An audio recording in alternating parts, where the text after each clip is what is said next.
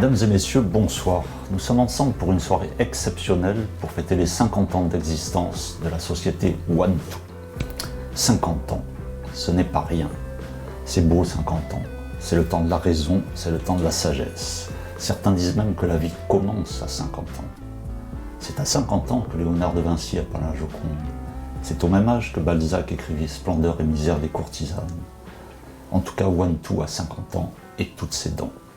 Mais souvenez-vous, avant de devenir OneTwo et de s'installer sur la première avenue, première rue de la zone industrielle de Carrosse, 06 510, l'aventure a commencé à Nice en 1971 sous le nom de SEM, S2EM, rue Auguste Gall 06 300.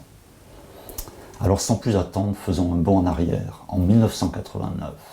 J'avais 20 ans. J'espère que vous êtes prêts pour ce retour en arrière, ce flashback, comme disent les anglo-saxons.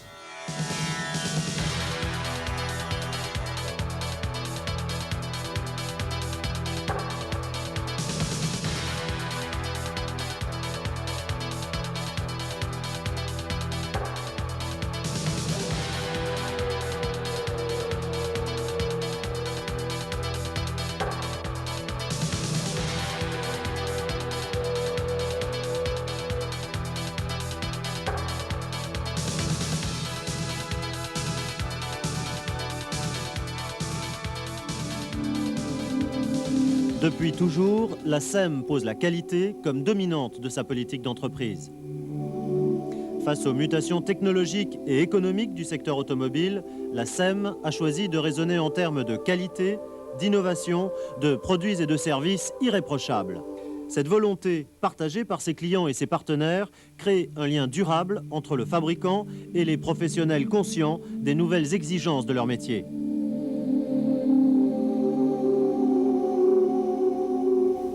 Ah, le grain de la VHS, c'était tout de même quelque chose.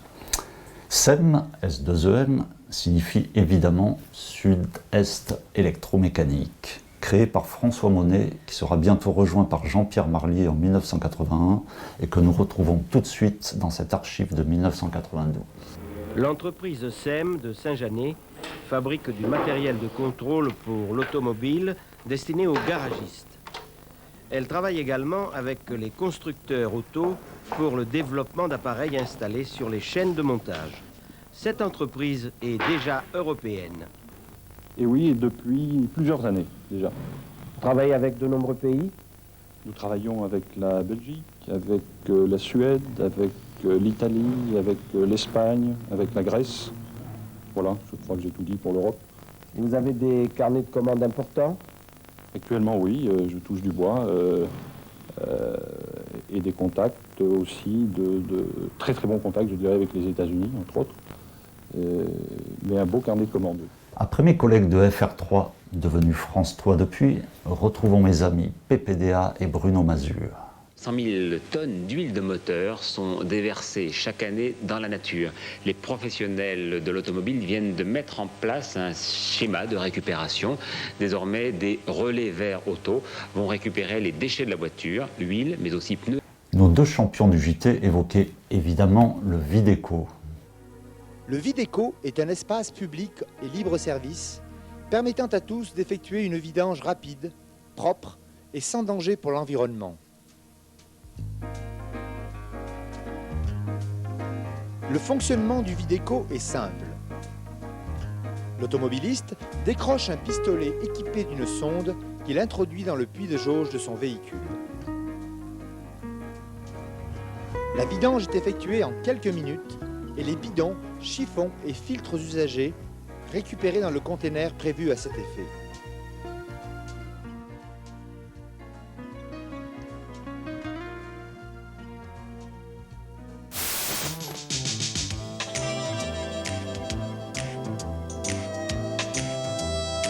En ce qui concerne plus particulièrement donc la DRIR, c'est un service...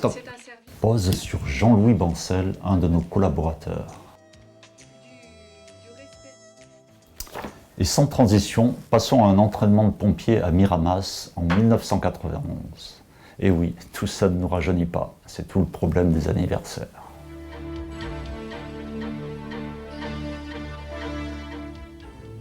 La société Drageur a été retenue pour la réalisation technique de ce centre. Cette société a eu le privilège de construire en Europe près de 200 centres d'entraînement. Pour les stagiaires, chaque séance de formation débute par un entraînement à l'échelle sans fin et au lever de masse. Par binôme, ils s'engagent alors dans le parcours du CEPARI. Le parcours d'entraînement est jalonné de différents obstacles. Ils sont le reflet de ceux rencontrés en intervention réelle. Les exercices sont réalisés dans l'obscurité la plus totale. Un simulateur de bruit permet de mettre l'intervenant dans l'ambiance rencontrée en situation réelle. De plus, des rampes de chaleur infrarouge rappellent à tout moment les difficultés rencontrées lors des feux générant d'importants dégagements de fumée. Des lampes d'orientation permettent aux contrôleurs de diriger en cas de difficulté les stagiaires. Toutefois, un système de ventilation par soufflage-extraction permet en moins de 2 minutes la disparition totale de la fumée. Seul un entraînement régulier dans le CEPARI de Miramas en Provence permettra de mieux former les équipes d'intervention pour les rendre encore plus efficaces demain. On a eu chaud. Mais pourquoi ces pompiers? Parce que la SEM avait collaboré à la fabrication de ce parcours piégé. À présent, attention les oreilles. Nous partons au Mans, pas pour manger des rillettes, je sais que vous préférez la Soca, mais pour ces 24 heures automobiles, en 2004, One2 était évidemment présent.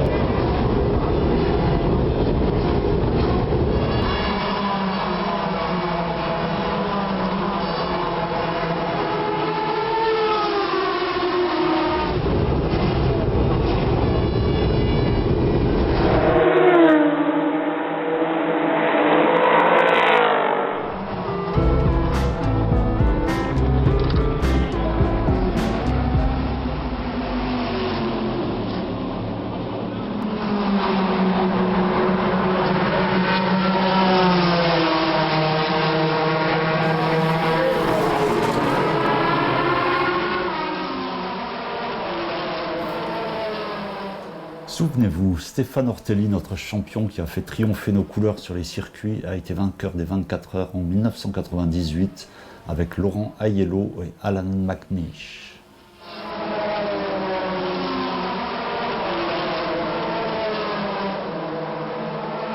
On reste dans le sport qui est, comme vous le savez, une de mes passions, mais un sport moins bruyant et plus proche de chez nous.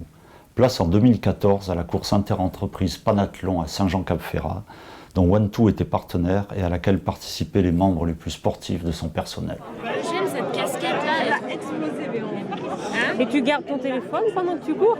Non, tu vas là. Oui. Ouais, non. ça va pas te gêner? Ah non, non, je cours toujours comme ça. Ah ouais?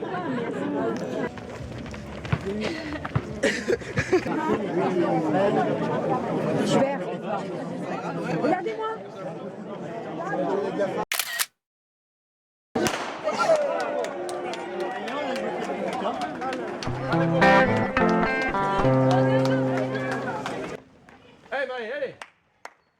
Le Panathlon Nice Côte d'Azur organise chaque année les foulées du Cap afin de récolter des fonds pour soutenir un jeune athlète permettant une harmonisation du sport et des études. C'est à 10 km pour le 65, encore une fille à l'honneur, Marlène Charlon. Elle est là, Maïva, elle arrive.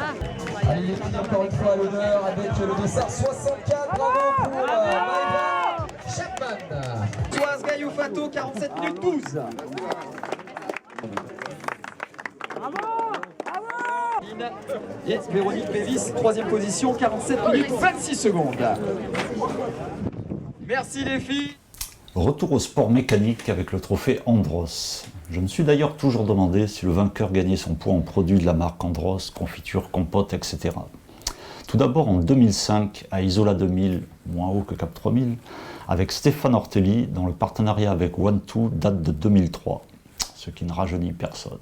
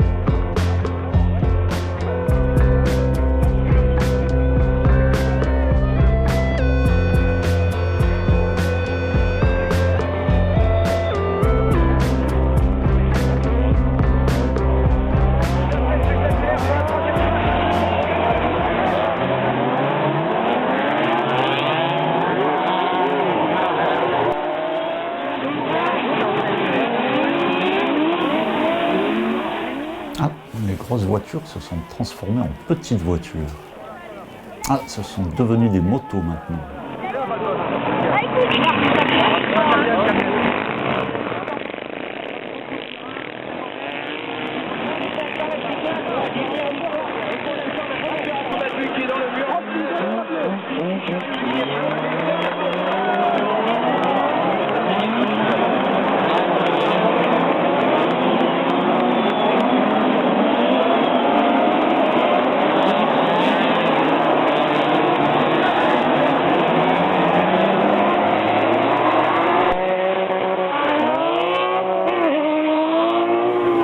Et encore Stéphane Ortelli, toujours à Isola 2000, mais cette fois-ci avec un véhicule électrique, car l'électrique c'est chic.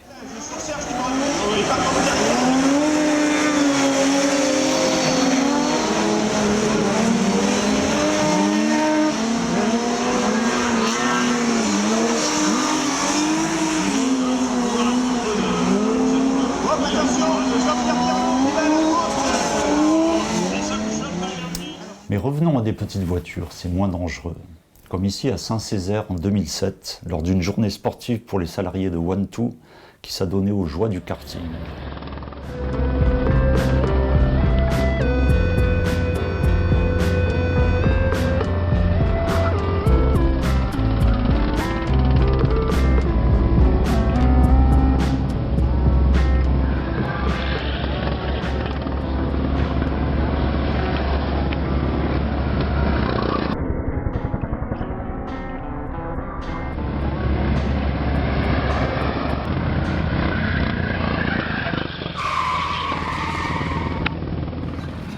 Opération réitérée en 2019 au circuit du Luc.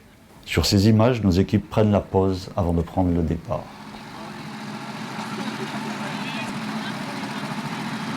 À la gueule, un sourire. Allez, merde. Vas-y. Oh putain.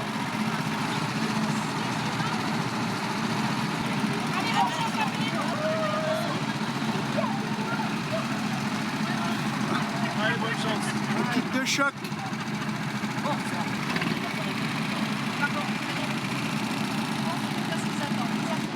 Allez, on est parti pour une autre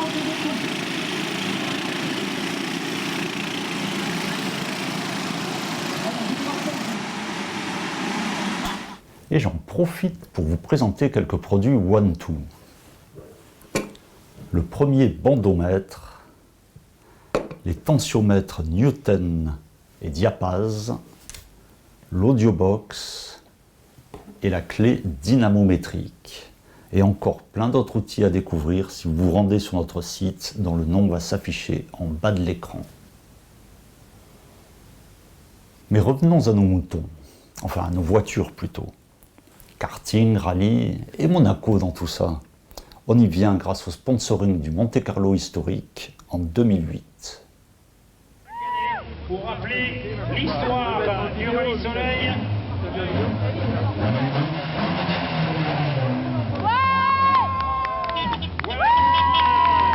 Cette équipe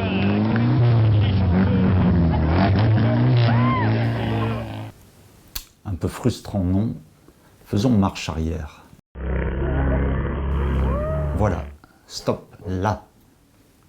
On voit bien le logo de la société. Un grand merci à nos collaborateurs en régie. Comme je vous le disais en début d'émission, la SEM a changé de nom pour prendre celui de One2, et ce en 2001, à peu près au moment où l'humanité a basculé de la VHS au numérique. À présent, un élément essentiel de l'entreprise, les salons. Exemple ici en 2010 avec le salon Ever de Monte Carlo où One2 présentait un véhicule électrique.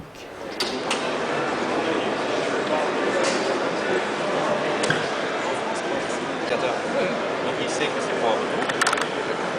On l'avait terminé à l'occasion.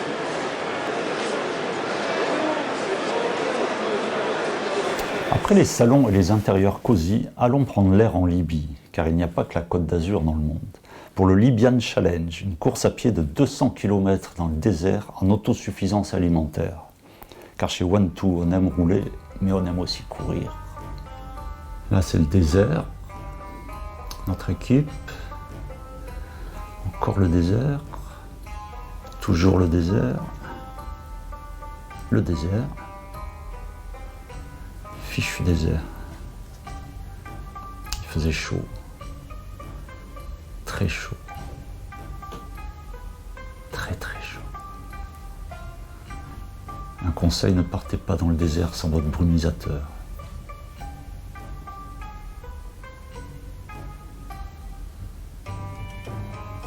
Voici l'ancêtre de l'automobile. Mais qui a copié la promenade des Anglais? Et voilà Jean-Pierre. Après le sport, le réconfort pour le pot de Noël à Saint-Janet en 2012. Elle bouge la photo, Michel. Mais non.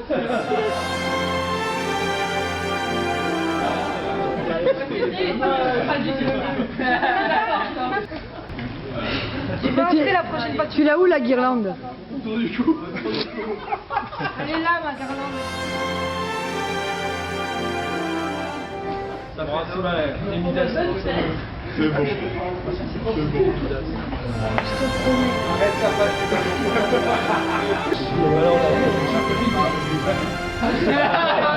Je te donne même la couleur de la certificat. Bleu, rouge.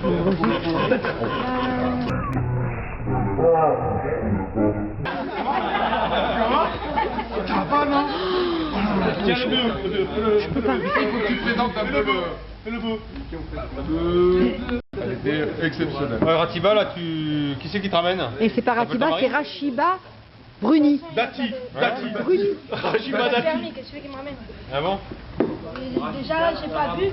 C'est moi qui ferais tous nous ramener normalement. T'arrêtes pas de c'est vrai, je suis garé en bas. Moi j'ai l'exprès, je dors dedans. Steph il a le land, il dort dedans. Renaud autonome. Pas de problème.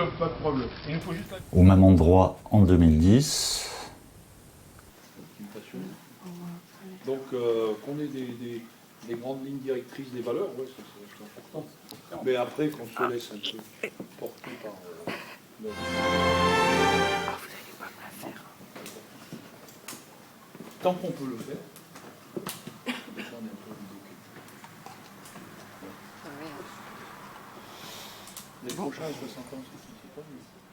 Bon, si vous voulez reprendre un apéro, vous pouvez avant qu'on passe à table. Je suis pas fan des photos non plus.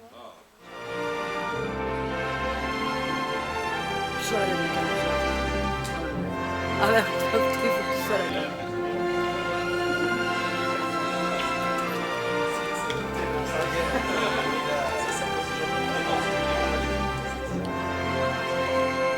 Et Jean-Pierre, que l'on retrouve ici la même année pour ses 60 ans. Tous les collaborateurs OneTwo, voilà, on vous souhaite un bon anniversaire et on espère que ça vous fera plaisir. C'était difficile de trouver quelque chose. Et encore ici en 2011 pour un partenariat avec l'IFA et ses apprentis.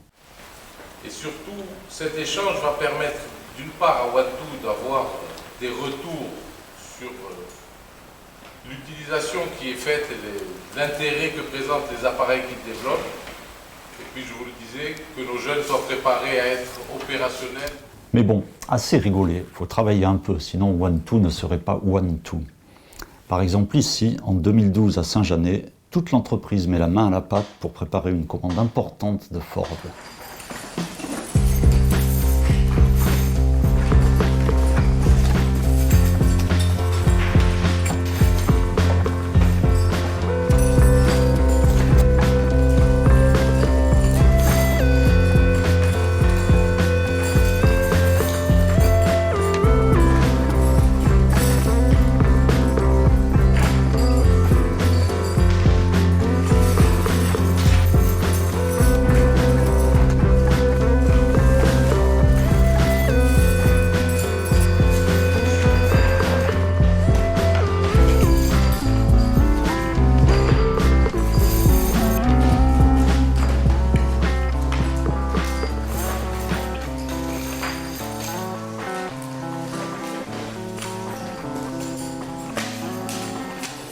À présent, place aux cérémonies de remise de prix, car tous ces efforts sont un jour récompensés. Michel Simelli reçoit la médaille de l'Ordre du Mérite en 2012 des mains de Bernard Kleinhoff, président de la CCI.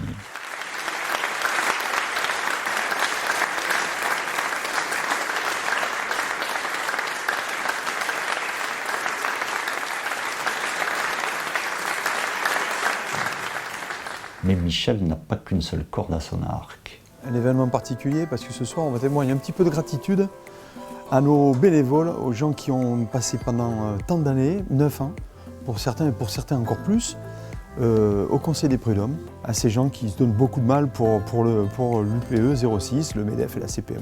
C'est le mandat qui m'a apporté le plus au niveau compétences, au niveau capacité à pouvoir m'imposer et à décider. J'ai décidé d'être mandataire parce que je pensais qu'à cette époque, il était important que je puisse avoir une formation qui était sur le terrain, en fait, une vraie formation qui n'était pas vraiment une formation de base, puisque au niveau du code du travail, je l'ai appris aussi sur le tas. Et puis, de base, je suis comptable. Donc, je me suis dit, il faut absolument que je puisse avoir une formation sociale. Un peu d'émotion quand même, oui. Et toujours Michel, qui à présent nous fait une petite visite de son entreprise, suivie par le trophée Éconie ce matin, mon journal local préféré. Bonjour et bienvenue chez One2. Suivez-moi, je vais vous montrer mon entreprise et ses métiers. Le domaine d'activité de la société One2 est la conception d'appareils de mesure et de contrôle pour les constructeurs automobiles. Un constructeur nous demande de fabriquer un outil qui n'existe pas. Nous allons donc d'abord le concevoir en mécanique et en électronique. Et ensuite, nous allons le fabriquer dans l'entreprise, sachant que nous allons utiliser beaucoup de producteurs français qui vont nous livrer nos pièces et nous allons les monter, faire tout ce qui est qualité et la livraison se fait directement d'ici. Didier est en train de préparer une conception mécanique de l'outil de diagnostic de pompe de direction assistée. Je conçois les pièces et je crée les mises en plan qui vont permettre de fabriquer le produit et assurer la fonction de l'outil tel que souhaité par le client. Et pendant que Didier fait sa conception mécanique, Sylvain, lui, réalise la partie de la conception électronique, à savoir qu'il va concevoir une carte électronique qui sera intégrée dans certains de nos outils. Nous passons maintenant dans l'atelier dans lequel Daniel est en train de monter l'outil qui a été conçu par les mécaniciens et les électroniciens. Les pièces sont arrivées et Daniel fait en fait l'assemblage de l'outil pour pouvoir après le contrôler surtout et faire la qualité. Le travail de Daniel est un travail de mécanicien confirmé. Donc à la suite du montage mécanique, de l'assemblage, il faut donc tester avant de faire partir nos outils. Je vous présente donc Stéphanie qui elle fait des tests sur l'oscilloscope et teste l'outil métrologiquement afin d'être assuré qu'ils seront en bon état de marche lorsqu'ils vont arriver chez notre client.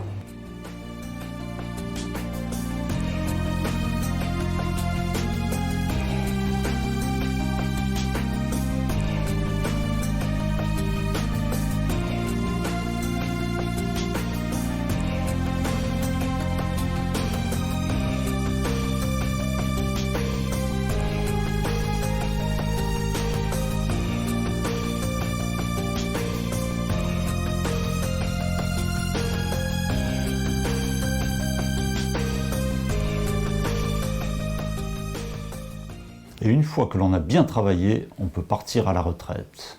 Une retraite que j'espère moi aussi prendre bientôt. Ici, le départ en 2018 de Fabien Smadja, un de nos consultants.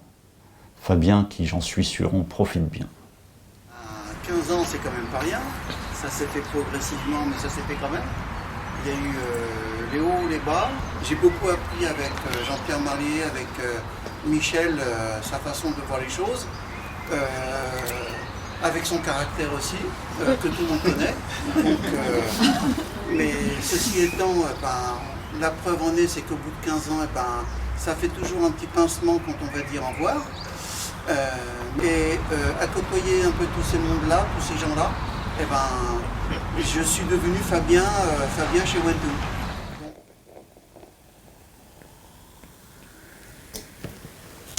Il est temps pour moi de lever mon verre. Joyeux anniversaire à One2 et je vous donne dès maintenant rendez-vous pour les 100 ans de One2.